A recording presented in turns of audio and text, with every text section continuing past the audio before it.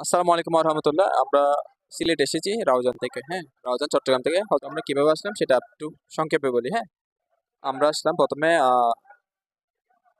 দামপাড়া ওয়াশে আসলাম CNG করে বা বাসে করে। এরপরে ডাইরেক্ট এখানে বাস আছে।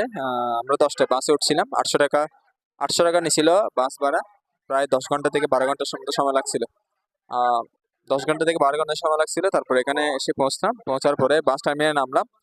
বাস স্ট্যান্ডে নামার পরে একটা ব্রিজ আছে। ব্রিজ থেকে আমরা জনপ্রতি সিএনজি একজন 15 টাকা করে নিছিল এই হাজার হাজারের মাঝে আসতে।